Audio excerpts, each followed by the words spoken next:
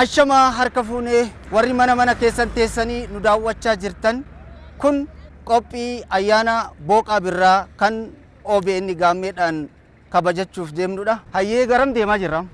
Egaa guyyaan walitti daamanii torban nuuf kennanii torban immoo walitti daamanii ji'oota lakkoofsisnee ji'oota 13 qaammee dabalatee egaa dabarsinee booda egaa kunoo waggaadha waggaatti ceenee jirra. Hundi keessaniyyuu baga gammaddan baga geessan baga geenye.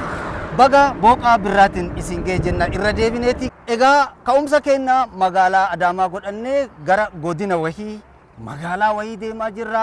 Achuma yoo geenne isinitti himna qophii ayyaana booqaa birraa ijoollee wajjin kabajuudhaaf deemna. Waa hedduutu achi keessa jira. Sirriidha. Egaa yeroo ayyaanaatti immoo maatiin wal gaafata, firri wal gaafata mitiire gara iddoo tokkotti deemnee ayyaana kabajuudhaaf jirra. Eessa deemna kan jedhu haala kamiin dabarsina kan jedhu immoo hanga xumura qophii keenyaatti yoo turtan kan argattan ta'a. Nu faana bu'aa. Hayyee nu faana tura.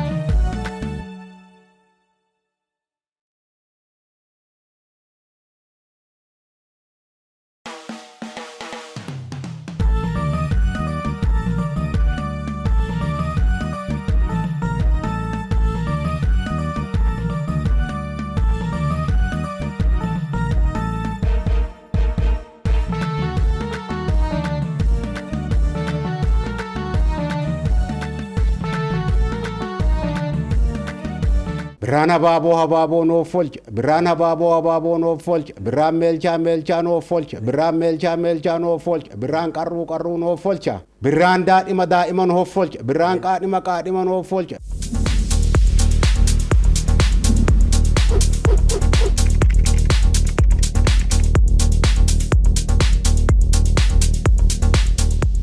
Ijoollee akkam jirtu nageenyi badhaadha baga booqaa birraatti nagaan baatan.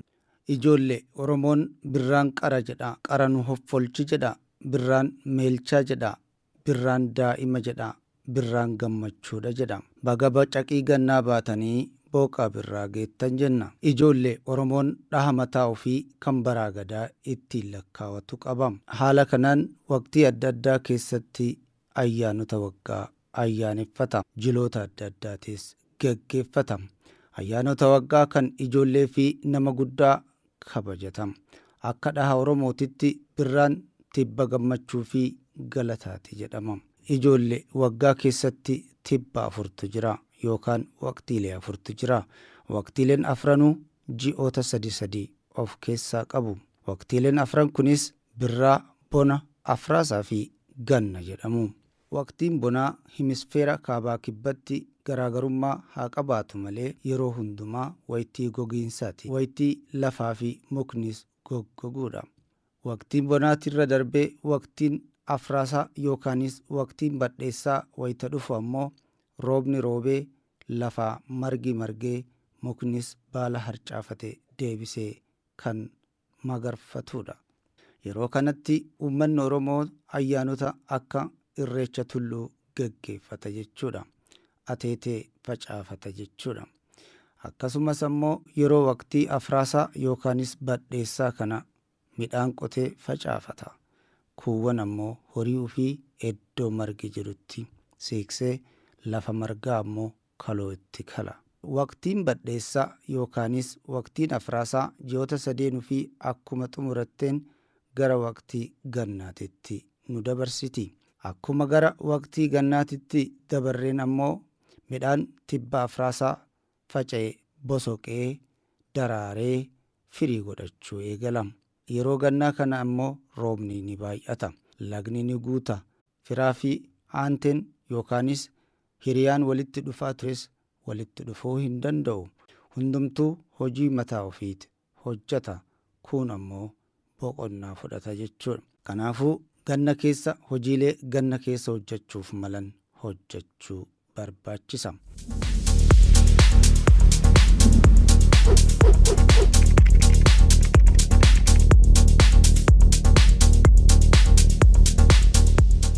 Ijoollee wayitiin gannaa kun ammoo wayita xumuramuuf gahu tibba birraatti dhufa jechuudha. Waqtiin birraa ammoo waqtii gammachuu wayitii wanti facaafatan itti namaaf asheetu yookaanis gahu wayitii abaaboon daraaree ililleen urgooytu jechaadha. Uummanni Oromoo ayyaanota simannaa booqaa birraa ni kabajata. Kanas ijoolleedhaan eegalee warra gurguddoodhaan xumura.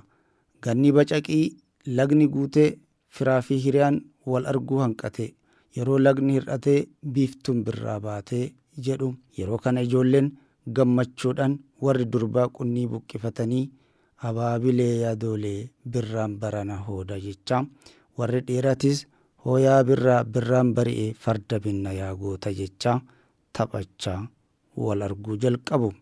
Yeroo dhufaatii booqaa birraa kana gammachuun simatan ijoolleen shamarranii dhiiraa fi dardaraan ayyaanota akka ilillii yookaan ingicaa kan dubri xixiqqoo fi ol jajjabaatte kabajattuu fi ukee yookaan taaboreen ammoo kan ijoolleen dhiiraa gaammin tokkoffaatii fi gaammii lammaffaa keessa jiran kabajatanidha.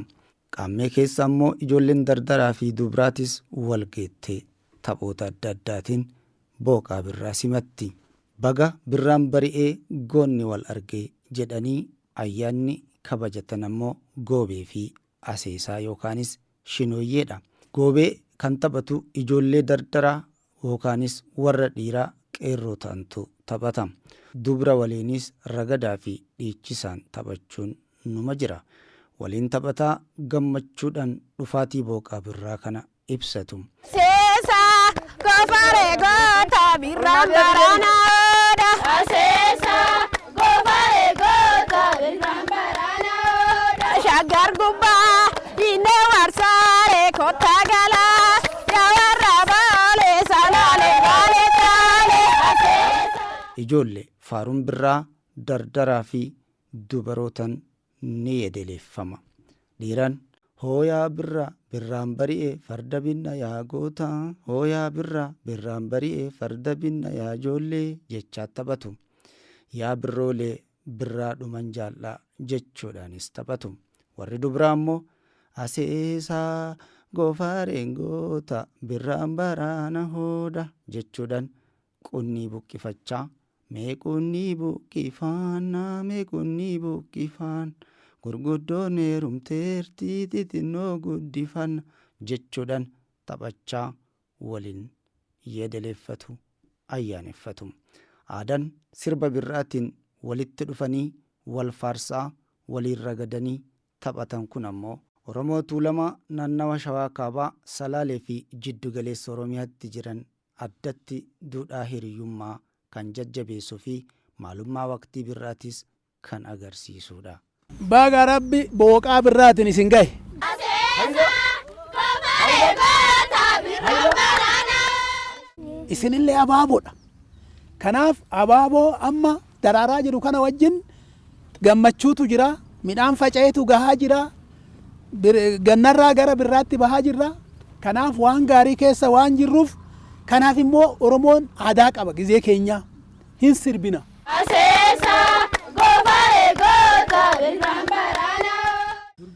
Durbi aseesaa sirban, dhiirri goobee sirba. Warra san faarsaa baga ittiin siin gahe baga as geechan jedhanii gammachuu isaan birraa ganna keessaa birraatti bahan itti mul'isan yeroo keenyaa keessatti jechuudha. Goobaan malee kormi naadu si malee kan biyyaa yaadu goobee oo goobee asaasee qoree gaara see akichuuto saasee wajjin baana see yaamichuuto saasee salaalee gubbaa hurriin maramte saasee sifaan hangala saasee onaa saramte qoree gaara saasee yaamichuuto wajjin baana yakichuuto salaalee gubbaa hurriin maramte sifaan hangala yoonaa saramte. Goobaan malee kormi naadu si malee kan biraa yaadu jettigaa gizee keenya akkanatti sirbina. Isinillee ammas kallattuma kanaan aadaa kana qabattanii kanaaf kan sin barsiisnu waan ta'eef hunduma isaa qabattanii ijoollee keessanitti akka dabarsitan baay'ee jiraadhaa, baay'ee naa guddadhaa, baay'ee ulfaadhaa, baay'ee galatoomaa. Ayyaana gaarii isin haa ta'u, birraa nagahaa haa ta'u.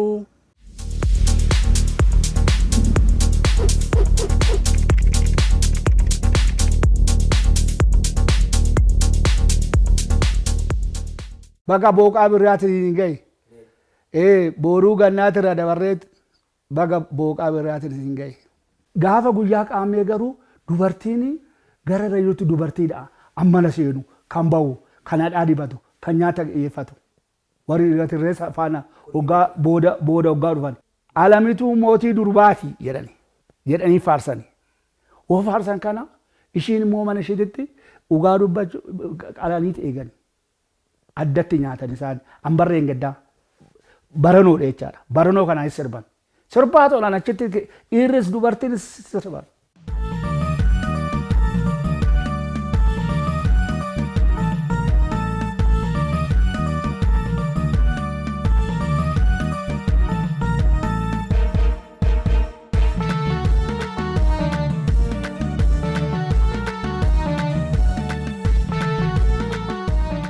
yaa salaalee biyya xoosinyiin daraaree mana kee karaa wallaalee nan dhufa yaadan silaalee jechuudhaan sirba Dooktora Kabajaa Alii Birraatiin booharaa uumama bareedaa teessuma lafaa Oromiyaa biyya jiituu bonaa fi gannaa tataate tana Shawaa Kaabaa ilaalaa ijoollee horii tiksituu fi oorruu qonnaan miidhage qonnaan bulaa callaa midhaanii calleessu akkasumas kuun ammoo qotee facaasu. Bu'aa ce'ii lagaa fi gaara baanee gara magaalaa Fiichee Salaalee dhaqne. Baga booqaa birraatiin nu gahe.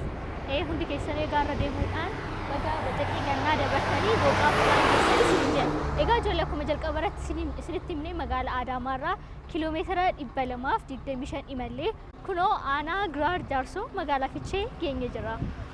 Hayyee ganama waaqa nagaan nu bulchitee nagaan nu oolchi karaa dugdaan daaqoo nu godhi jennee kaane ijoollee. Amma immoo akkuma isin jette kiiloomeetira 225 ka fagaatu deemnee as magaalaa Fiichee geennee jirra. Salaaleen ba'aafanii barana salaaleen ba'aafanii yaa waaqna ajjeesinii bakkuma garaa koon ga'aafanii ni jedhu immoo warri dardara warri goobee taphatus jira warri qunnii buqqifatus jira. Enkuntaata shinooyee qaame yaa masqalooyee jechuudhaanis booqaa birraa ijoolleen haala adda addaatiin ni simatti qophii ayyaana booqaa birraa ijoolleen gaammee kabajachuudhaaf godina Shawaa Kaabaa magaalaa Fiichee aanaa Giraar Jaarsootti nu afeeranitti deemaa jirra. Hanga xumuratti akka nu waliin turan abdii irraa qabna. Maal jettarreetis? Eeyyeen egaas ijoollee isinirraa kan eegamu guyyaa booqaa birraa gaarii dabarsuudhaaf riimootii keessan lafa gochuu chaanaalii keessan OBN Gaammee immoo hanga xumura qophii keenyaatti daawwachuu fi daawwachuu qofaatu isinirraa eegama. Amma immoo egaa gara ijoollee nu eegaa jiratti kan deemnu ta'a. Kanaafiyyuu nu duukaa bu'aa.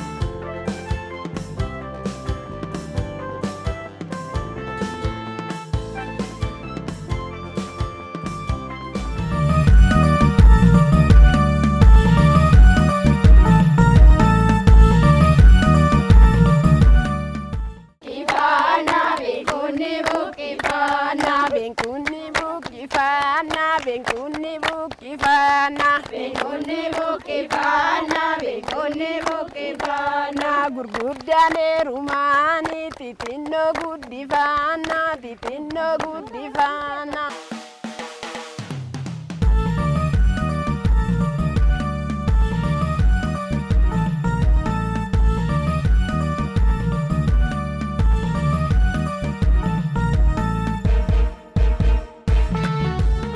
Kan daawwachaa jirtan qophii addaa ayyaana booqaa birraa sirreeffachuudhaan chaanaalii keessan OBN Gaammeerraa isiniif dhiyaa jirudha. Egaa qophiilee keenyaan bohaaraa bashannanaa ayyaana gaarii wajjin dabarsaa akka jirtan abdii guutuu qabna. Egaa akkuma beekamu yeroo birraan bari'u shamarran akkasitti qonni buqqifatanii manarra deemaa kan sirban kan yerootti gammachuu isaanii yerootti agarsiisanidha. Kun egaa amma qonni buqqifachaa jiru anis wajjin kan buqqifadhu ta'a dhufaana tura.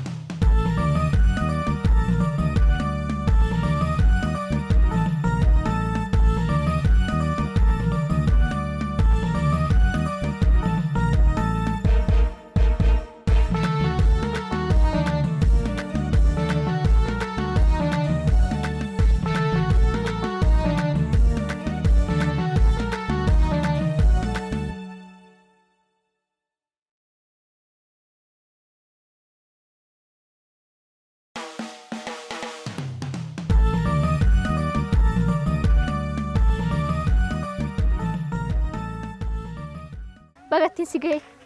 Amiin walmaanu bagattiin nu gahe. Egaa qonni buqqifachaa jiran miti ree? Mee natti agarsiisi. Qunniin kan buqqifamu akkanatti gadanneeti yoo buqqifannus qunnii kana laal jala isaa kana akkatti ra'een akkasitti wal qixxeessineeti deebinee immoo kana dhoqqeen irratti hafuun qabu laal beekta akkanatti wal qixxeessannee Amma kan gosiriidha. Sirriidha kan keetis. Egaa yeroo boqaan birraa gahu akkasitti shamarran bahanii qonni buqqifatanii sirbi miti ree? Mee haalli kun maal fakkaataa jalqabaa kaasee haala kamiin raawwattu kan jedhu mee nu ibsi. Haalli isaa baay'ee bareedaadha. Akkuma beekamu shamarran yeroo birraan bari'u kan ittiin birraan bari'u yookiin ayyaanni bara haaraa dhufuu kan beeksifamu aseesaa fi goobeedhaan. Kanaaf immoo shamarran gaafa ayyaana Enquxaaxashii kana ganamaa qabanii amma galgalaatti sagantaa kana waan gaggeessaniif kan wantoo jedhamus haaluma kanaan buqqisaa ganama duraa gara dubartiin gara lagaa deemte lagatti baatetiin buqqisaa kana buqqifattee manneen namootatirra kan deemtu jechuudha.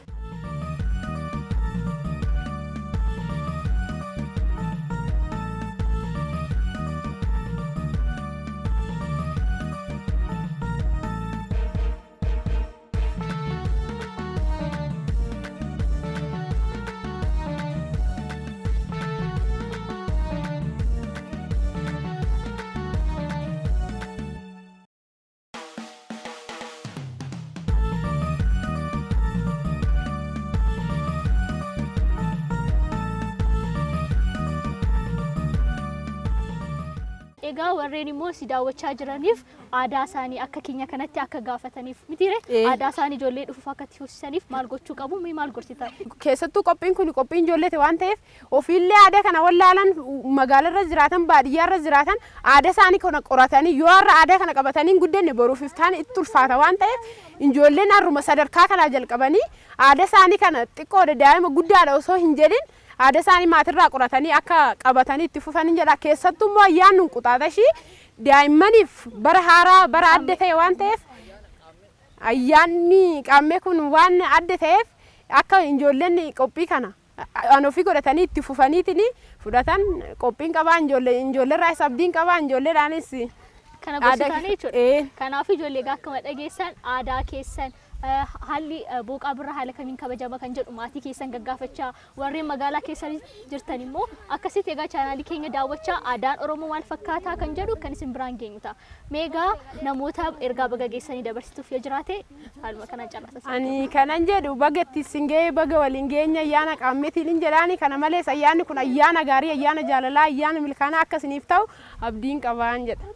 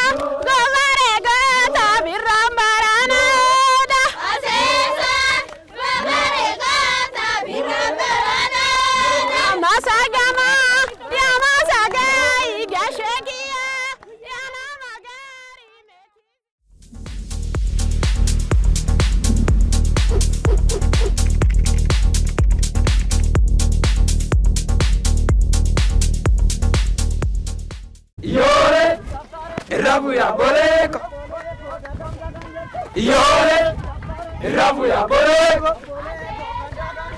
Yore. Rabu ya boleko. Yore. Rabu ya boleko. Yore. Rabu ya boleko.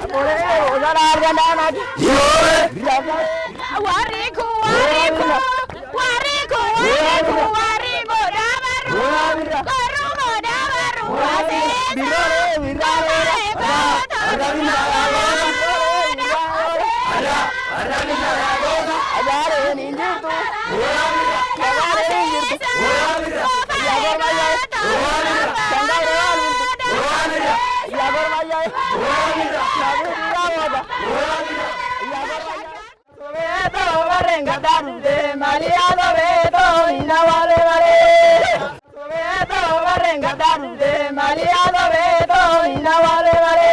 Maqaan koo Seefuu Turaan jedhama. Aanaa Giraar Jaarsoo. Ayyaanota buuqa birraa dura ijoolleen osoo walitti dhufin dursaa ka walqeequ bacaqiin gannaa waan jiruufu badaa walitti dhiyaatanii lagni illee ni guuta waan ta'eef wantoonni kun waan jiranii walitti hiiquu hin danda'an. Sanaaf immoo erga buuqa birraa kana keessa waggaa ol ba'uudhaaf deemanii gaafa lagni gadi galaa deemu ammoo wal kajeelu sana dargaggeessi walitti dhiyaachaa deemu. Gaafa walitti dhiyaachaa deemanii haaluma kanaan goobeen kun ni dhufa. Hundumti keessaniyyuu lafa jirtanitti bakka jirtanitti xiqqaan keenyas guddaan keenyas carraa kana argannee waan kana nutis dabarsuu keenyaaf guddaa itti gammannaa. Isinis immoo warri nu duuka jirtan obbolaan keenya xixiqqaawwan keenya haaluma kanaan goobee fi aseesaa kana akka itti fuftanii to'i kaayyoo keessan galmaan gaattanii jedha.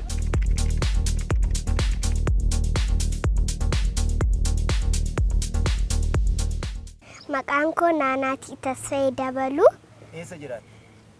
Kan jira magaalaa Fiichee. Magaalaa Fiichee. Baay'ee gaariidha. Naanaatii meeqa barachaa turte bara darbee? Bara darbee keejii saddeettaffaa.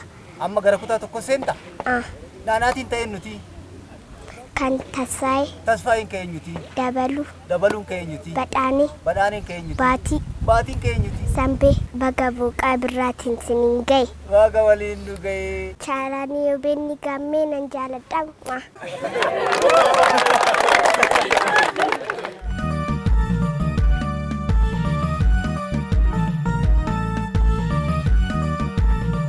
Maqaan koo Maskaram Takkuun jedhama.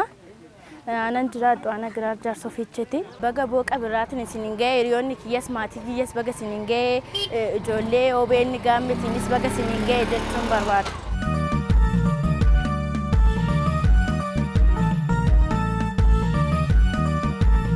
Maqaan kiyya Zannabaa Tufaan jedhama. Chaanaaliin OBN Gaammee bakkee kana dhufee too'ee aadaaf safuu naannoo Salaalee kana waraabuu isaatiif duraan dursee galatan galchaa fi bacaqii gannaatiin booqaa birraatiin baga isiniin gaheen jedha. OBN bacaqii gannaa keessaa bahee too'ii kana dhufee qophii kana nu qopheessuu isaatiif duraan dursee OBN galatoomuun jedha. Ittaansee dardarri kun immoo bacaqii gannaa kana keessaa bahee too'ii booqaa birraatti bahee aadaaf safuusaa an ittiin leellisu an ittiin dagaagsu akka isaanii ta'uuf guddaa akka ta'aniif xinnaan keenya akka nu guddatu guddaan keenya akka nurra bulu hayyuun illee akka nu margu kanan eebbisa.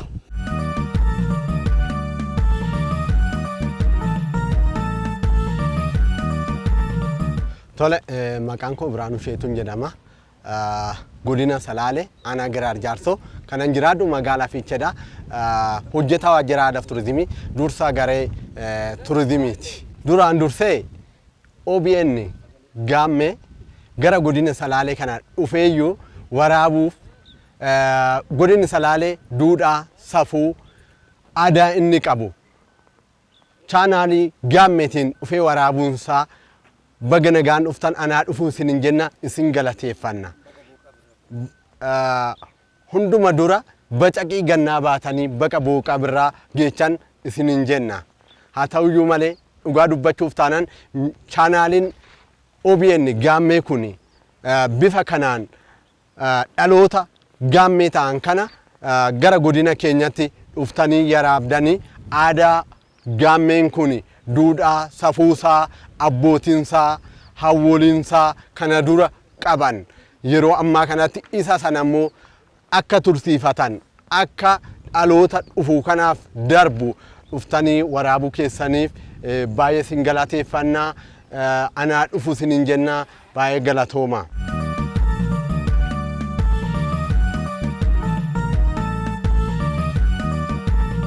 Kan daawwachaa jirtan qophii addaa simannaa booqaa birraa sayeeffachuudhaan chaanaalii keessan OBN Gaammeerraa isiniif darbaa jirudha.